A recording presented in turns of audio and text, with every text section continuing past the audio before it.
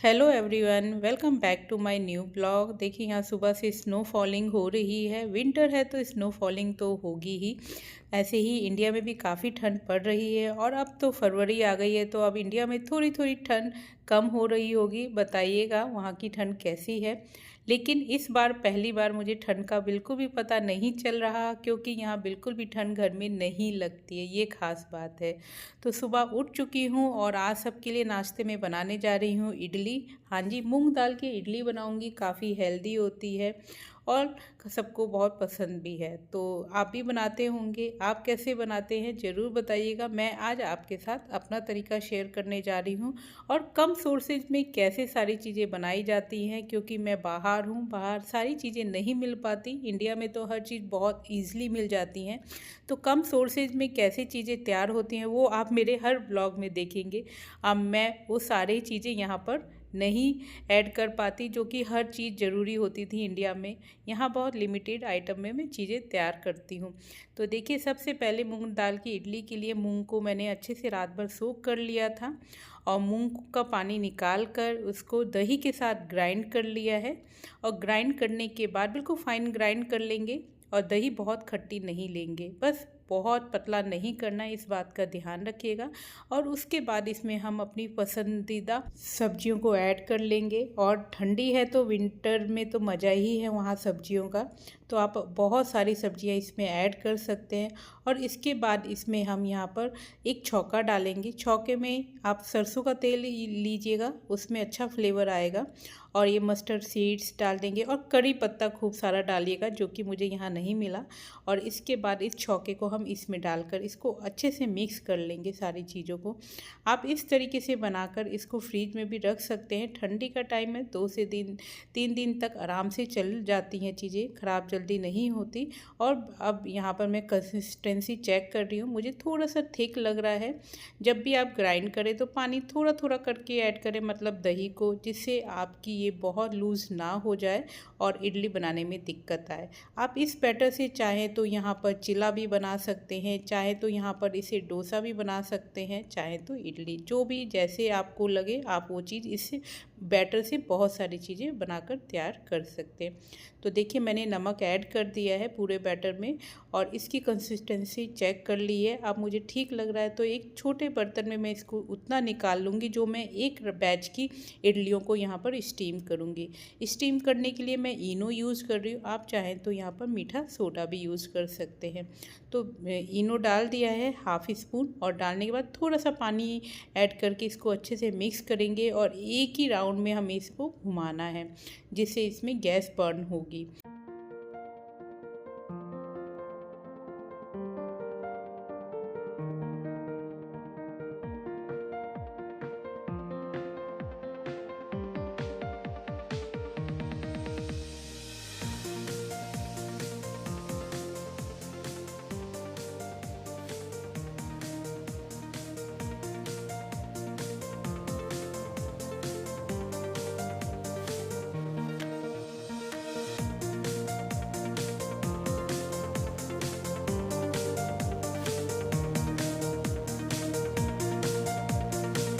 बन गई थी, सबको बहुत अच्छी लगी।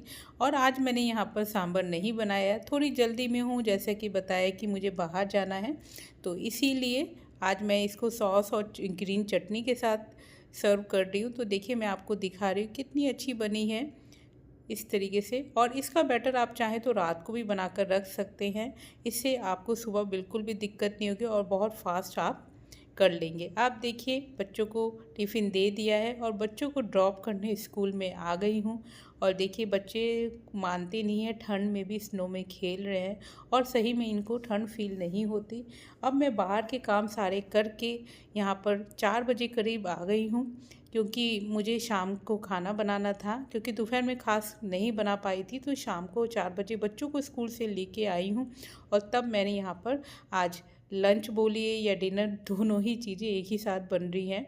तो सबसे पहले आज हम बनाएंगे भरवा करेले। हाँ जी, भरवा करेले बहुत अच्छे लगते हैं और इसको बनाकर आप 2 से 3 दिन तक फ्रिज में भी रखेंगे तो भी ये चल जाते हैं, जल्दी ख़राब नहीं होते। तो इनको के बीच के सीड्स निकाल दिए, ऊपर से हल्का सा इनको छील लेंगे और इनको नमक लगाकर मैंने आधे घंटे के लिए छोड़ दिया था। और अब स्टीम करेंगे इसको 10 से 12 मिनट, जिससे थोड़े से सॉफ्ट हो जाएंगे। और इसके लिए कुछ मसाले हम बनाएंगे।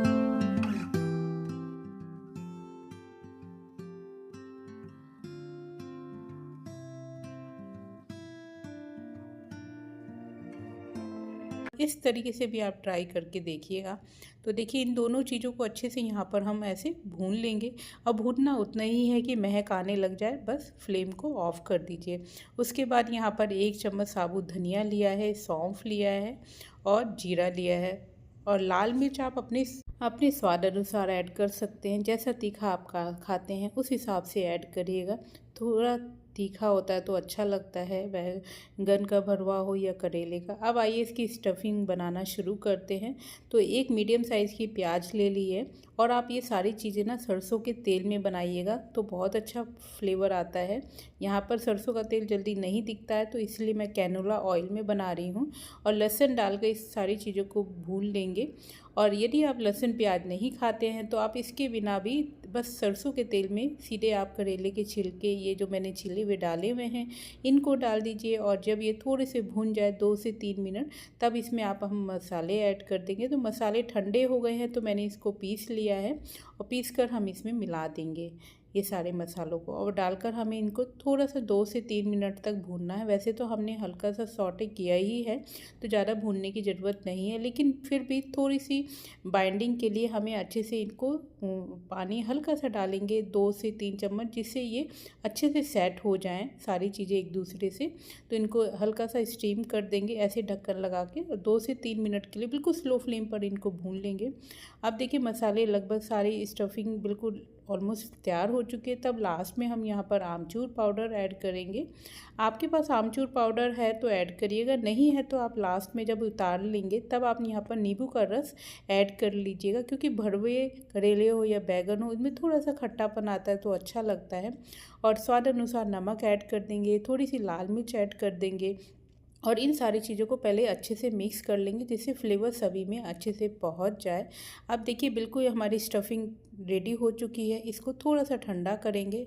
जब ये ठंडी हो जाएगी तब हम इसके भरवा करेले बनाएंगे। तो मैं आपको दिखा रही थी कि कितनी अच्छी स्टफिंग बनी है। इवन ये रूखी भी खाओ तो अच्छी लगती है। और जैसे कि ये हमारे करेले अच्छे से स्टीम हो गए थे, बहुत ज़्यादा इनको नहीं हमें स्टीम करना है, लगभग 70% तक आप स्टीम करिएगा। और 30% जब हम इनको फ्राई करेंगे ना तेल में, तब ये अच्छे से यहाँ पर कुक हो जाएंगे। तो देखिए सारे मैंने यहाँ पर फिल कर दिए हैं। और अब आइए हम इनको यहाँ पर भून लेते हैं। मतलब भूनना क्या है, आपके ऊपर है, आप तेल कितना डालें। मैंने बहुत ज़्यादा नहीं डाला, मैंने यहाँ पर 1 कलछी तेल डाला और उसमें सारे करेले डाल दिए हैं। अब आइए कढ़ी भी बना लेते हैं। हाँ जी, एज़ यूजुअल मेरे यहाँ कढ़ी बोले तो सिग्नेचर डिश है, सभी को बहुत पसंद आती है। तो बहुत दिन से बनाई नहीं थी तो आज बनाने जा रही हूँ। तो और इसकी रेसिपी वैसे भी मैंने कई बार आपके साथ शेयर की है, तो इसमें बताना कुछ भी नहीं है। बस यहाँ पर आज कढ़ी में जो पकोड़े डाल रही हूँ वो आलू प्याज के पकोड़े ऐड कर रही हूँ। आपने देखा होगा मेरे कई ब्लॉग में मैं अलग अलग तरह की पकौड़ियाँ ऐड करती हूँ, तो इस बार आलू प्याज की पकौड़ी ऐड हो रही है। इसमें हरी मिर्च, धनिया की पत्ती, आप सारी चीज़ें डालिए, बहुत अच्छा फ्लेवर आता है। तो इन सारी चीज़ों को मिलाएंगे और मिलाकर हम चेक करते हैं बाइंडिंग हो रही है कि नहीं। बहुत ज़्यादा ओवर बेसन होता है तो भी अच्छा नहीं लगता, तो बेसन थोड़ा थोड़ा डालकर आप मिलाइए और देखिए आपकी बाइंडिंग बन पा रही है कि नहीं। बस उतनी ही आलू प्याज में आप बेसन ऐड करिए तो आपके पकौड़े बहुत अच्छे बनते हैं। तो इस तरीके से मैंने यहाँ पर बनाए। एक्चुअली मैंने थोड़े ज़्यादा ही पकौड़े बनाए क्योंकि चाय के साथ भी हो जाए।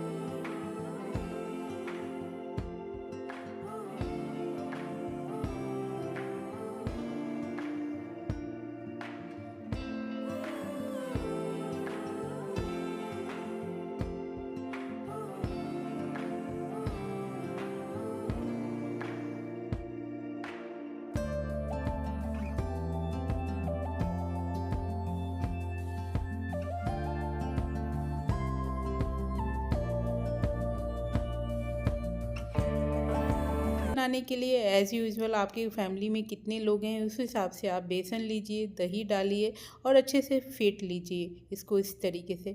वैसे ये जो मैं हाथ से कर रही हूँ, आप चाहें तो इसे मिक्सी ग्राइंडर में भी कर सकते हैं, उसमें भी अच्छे से हो जाता है। और कोशिश करिएगा दही खट्टी हो तो कढ़ी का फ्लेवर एक अलग ही लेवल पे पहुँच जाता है। तो ये बिल्कुल अब देखिए हम यहाँ पर कढ़ी छौंक भी लेते हैं। तो तेल डाल दिया है और ये सारी चीज़ें सरसों के तेल में बहुत स्वाद लगती हैं। मुझे वो टेस्ट यहाँ नहीं मिल पाता, जल्दी दिखता नहीं है तो मैं लेती नहीं हूँ। इवन मैंने कई मॉल में भी चेक किया, वॉलमार्ट में, नो फ्रिल में, फ्रेशको में, इन सब जगह मुझे कहीं मस्टर्ड ऑयल नहीं मिला जल्दी। और इंडियन शॉप काफ़ी दूर है तो उसके लिए प्लान करना पड़ता है, इसलिए मैं नॉर्मली इसी तेल में बना लेती हूँ।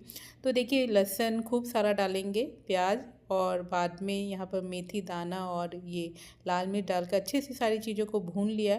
और आप इसमें कड़ी पत्ता ज़रूर डालिएगा, बहुत अच्छा टेस्ट आता है कड़ी में कड़ी पत्ते का।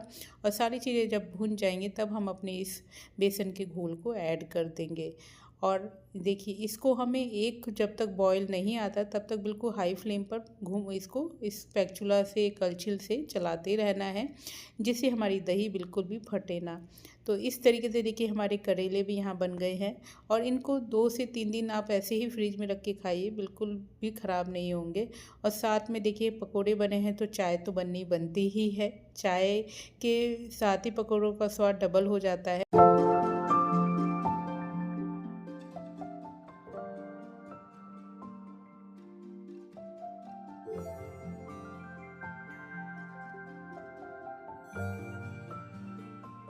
इस तरीके से हमारी डिनर बनकर तैयार हो गया है।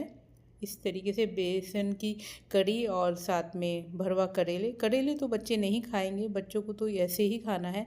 और अभी मैंने छौंका नहीं डाला क्योंकि बच्चे छौंका पसंद नहीं करते हैं, बाद में ऊपर से मैं छौंका डालूंगी जब हम लोग खाएंगे। तो इस तरीके से बनाया ब्रेकफास्ट, डिनर। आपको कैसा लगा आज का व्लॉग ज़रूर बताइएगा।